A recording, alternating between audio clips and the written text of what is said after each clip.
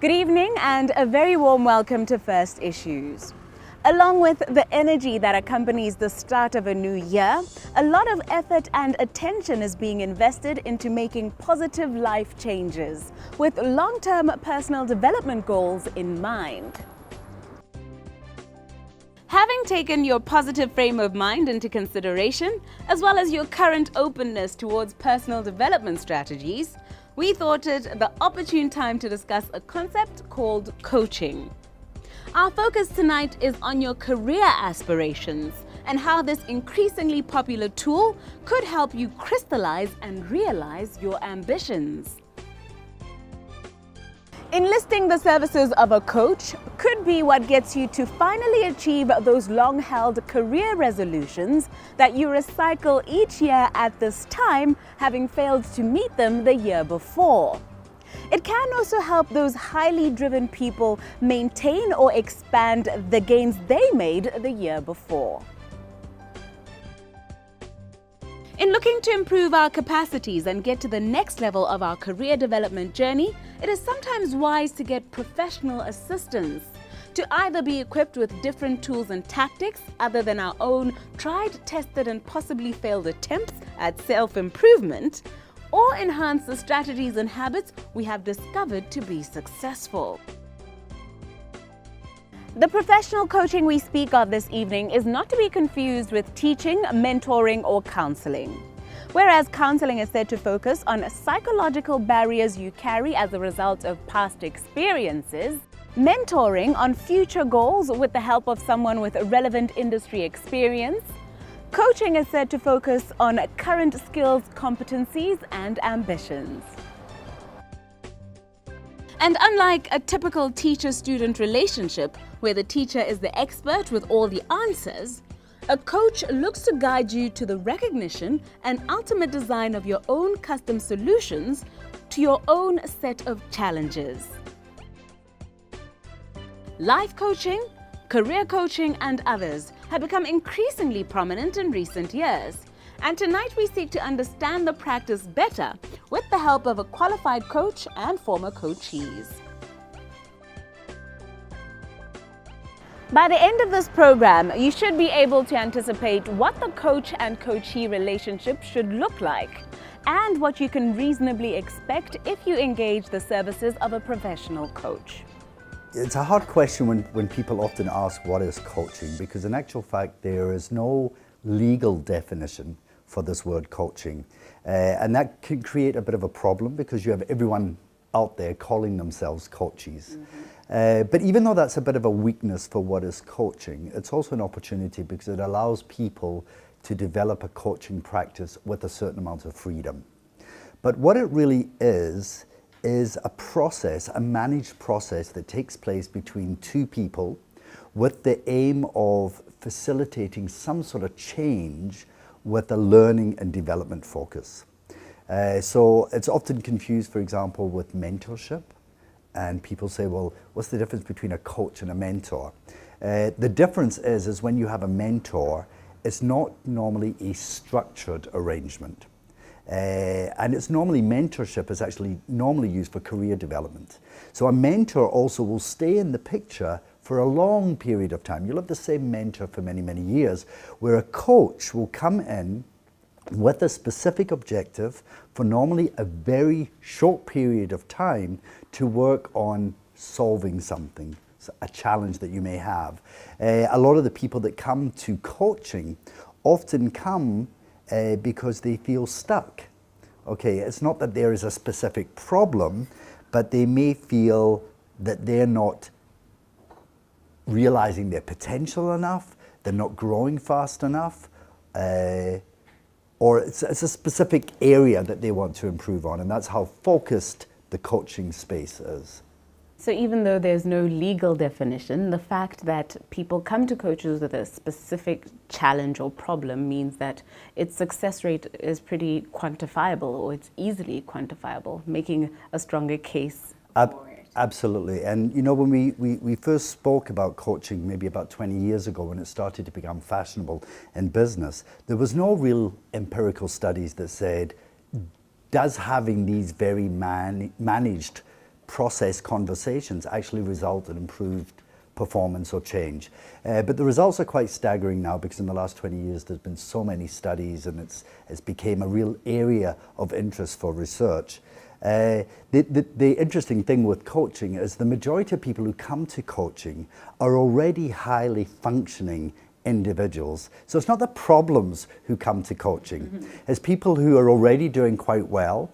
They are very aware about wanting to not have blockages or not have unnecessary obstacles to their success. So they want to be able to find new and creative ways of maybe overcoming some of those challenges. So the people that we see in coaching are normally high functioning individuals. And that's why the difference is, even though the world of coaching is all built on the same psychological things that we know about counseling and improving behavior, it's improving behavior of people who have already got good behavior.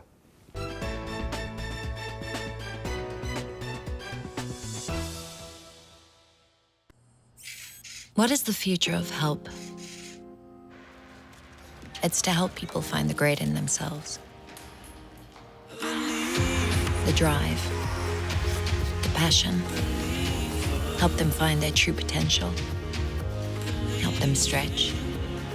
Help them grow. That's why we help people help themselves, help the world, because a little help goes a long, long way. FNB, how can we help you?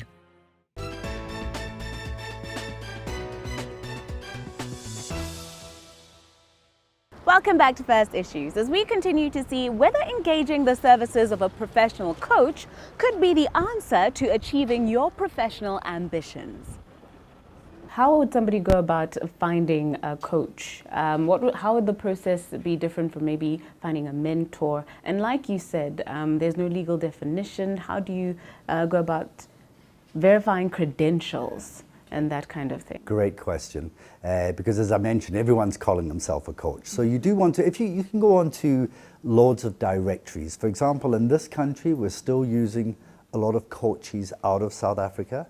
So if you go into South Africa, you'll find big databases of coaches, and they will all have listed who they are, what their credentials are, their training, etc., and what their area of specialization is.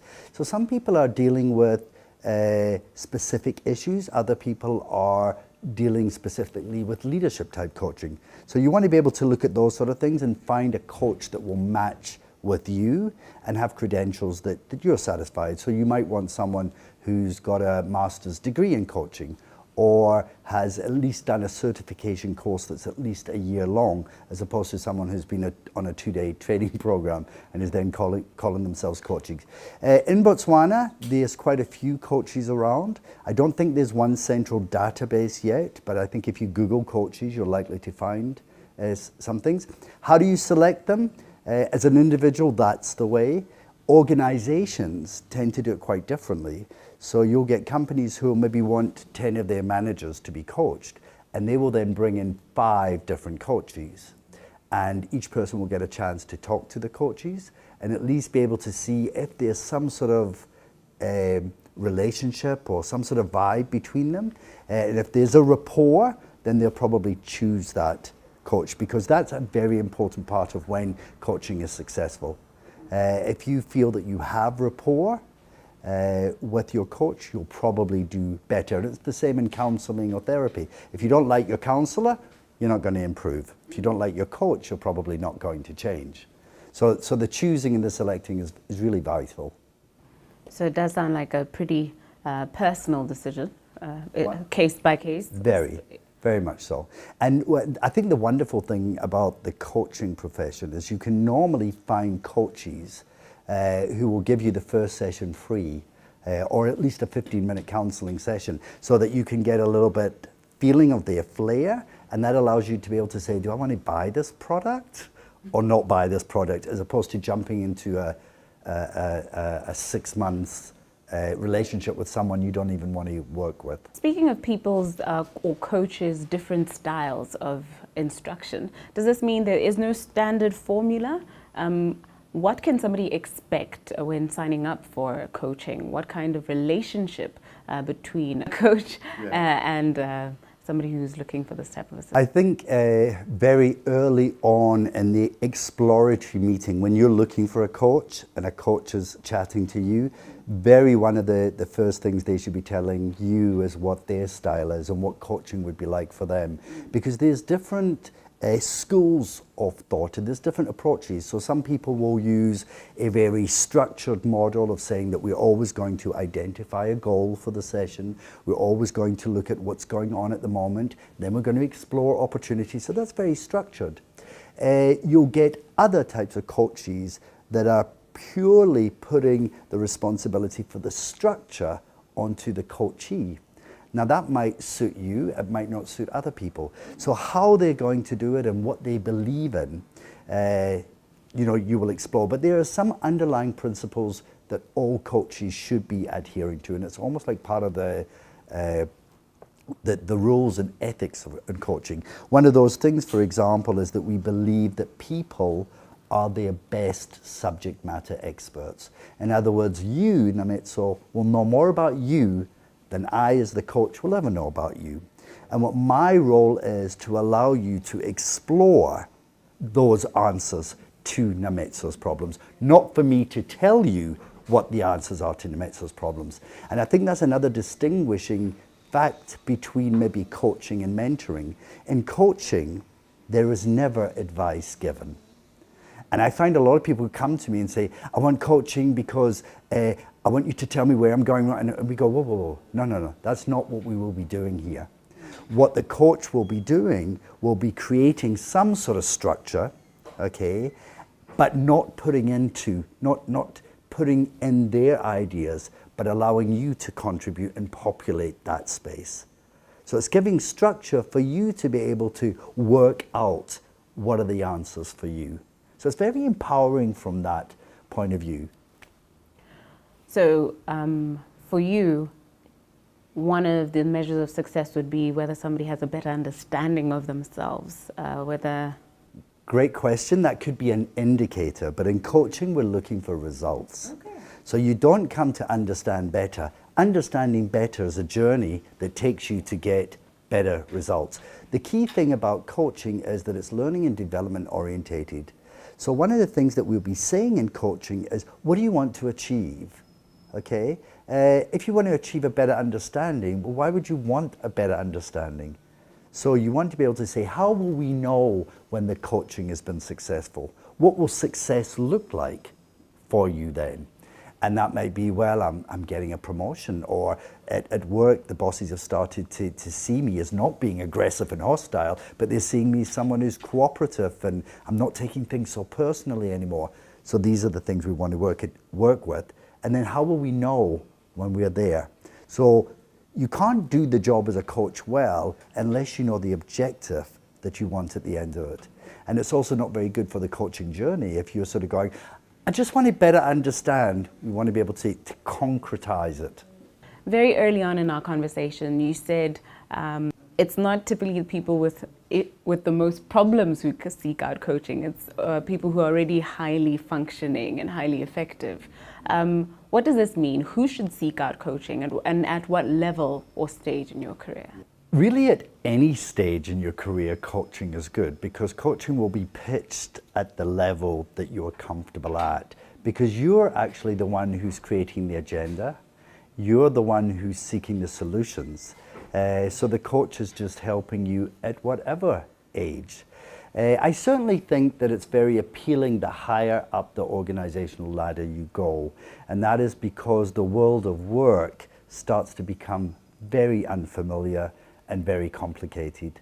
And in this unfamiliar place where we don't have the answers and we haven't seen the situations before, sometimes we start to feel in this unfamiliar territory a little bit lost as people. So we want to be able to find some success strategies, or we want to be able to find our anchors, or we want to be able to create ways of thinking differently to be able to solve problems that we haven't had before. So then coaching becomes very helpful. As you say, when you're dealing with the CEO, you're not telling him what the answers are about forecasting for the future of the business or where to take the organization, but you're asking questions that he may not have asked himself, to be able to get some of those blind spots away and to be able to say, oh my goodness, I haven't even explored that. And the coach is saying, well, what would that look like? And forcing him to, or her, to imagine, to think differently, to see the problem from a different angle. But that is the same for someone coming out of university that's going, I don't know which way to turn here. I have got so many choices about what to do with my career. I could do this, I could do that. And then it starts to become a little bit crazy up here. So the coach would allow them to break that down. You know what I mean? Simplify complex issues. And to be able to say, well, when you do this and when you do that and when you think this, or, you know what I mean? So it's facilitating that process regardless of whether you're a supervisor, manager, or whether you're a teller in the bank.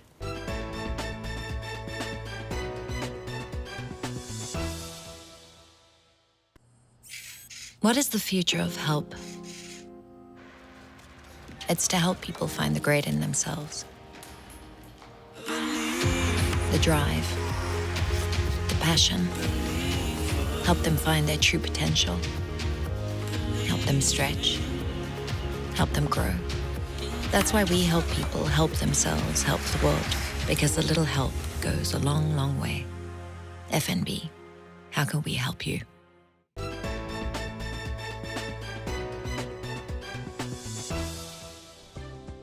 Thank you for staying with us.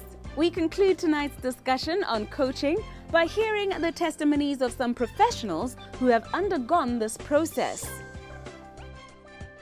Angel Situmo is a seasoned banking professional interested in strategy and innovation. Untusita Max Musiakabo is an HR practitioner interested in transformation and mentorship. Here are their experiences. There's a bit of discomfort because oftentimes when we are involved in our day-to-day activities, the last question we want to delve in terms of our relationships as either executives or as a team is getting personal.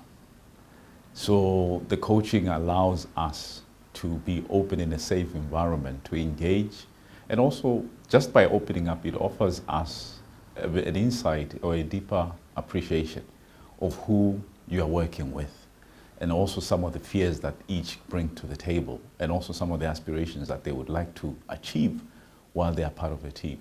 So it's almost bittersweet moment because one, we try to hide our vulnerabilities.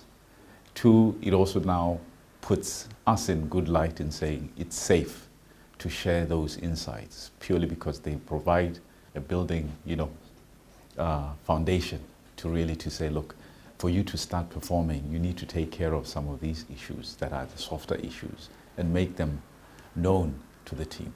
As a young Motswana woman, there is I would call it, a weak way or a not necessarily positive way of thinking, where you get into a comfort zone to say that I've achieved A, B, C, D, E, your typical, I've got my house, I've got my car, I've achieved, the necessities of life.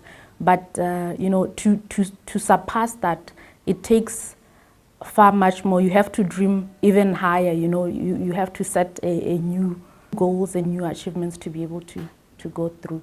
So those were the ceilings that I built, where you get into a comfort zone, you're like, I might not be able to go past here, especially if you've been achieving and, in your world you're considered an achiever and, and you think you cannot go beyond that. So I had to introspect through the coaching session. It helped me introspect, and the goals that I now go for are much higher than the ones that I had before.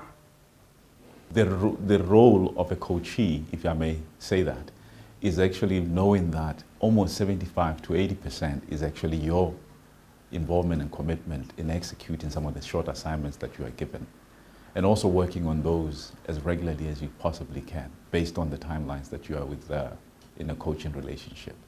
So the success really doesn't come necessarily from the effectiveness of just the coach, but is also the willingness of the coachee to execute on some of these tasks that are there to actually help them drive towards achieving their objective? There are a lot of learnings that I got from coaching. If I were to pick the key 4 ones, was one, self-discovery, because I went through a series of psychometric tests to just understand who I am, why I am the way I am, and where my strengths are, and where is there room for improvement, and so on and so forth. So that was one thing, being able to understand more about myself in a professional and personality linked way, which helped me a great deal. The second one was being able to look at my life at the time and seek out ways to solve issues that I had at that time. I felt like career-wise I was in a bit of a rut, still performing at work, but I had a ceiling that I had set up, and I believed that I could not go through that ceiling. So it allowed me to surpass the ceiling that I set, to set a higher ceiling, which I keep moving higher and higher. The last one is ability to achieve the set goals that we set within the coaching session. The beauty about the coaching session is your coach is not necessarily a dictator. It differs a bit with regards to it and mentorship, because a mentor is somebody who's experienced in the field and they share experiences with you so that you can, make better decisions. But a coach, just sort of like in the football world, where it's somebody who, once goals are set, helps you and keeps you accountable to reach those goals. So the goals that we set in the coaching in the coaching session, I managed to reach them, and those are the great benefits I got. The exciting part is when it all comes together, when you strike that balance. Both personally, you are achieving the goals that you want to, you are striving for. 2, for the organization, also seeing you as an executive or a manager blossom and enjoying your job. So the level of engagement does improve when you hit the mark. Also, the confidence to reach even higher increases because you've got that voice which is partnering with you on the, behind the scenes, just to edge you on to drive value for yourself as well as for the organization. So it's a highly recommendable process to initiate, but it's a long-term conversation. That is the key thing, because it does involve the behavior change, which modeling might take a little bit of a while.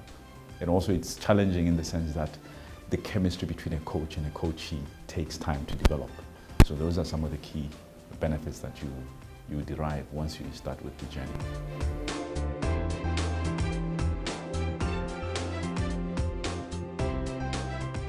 May we all realize our career aspirations and have a productive 2018.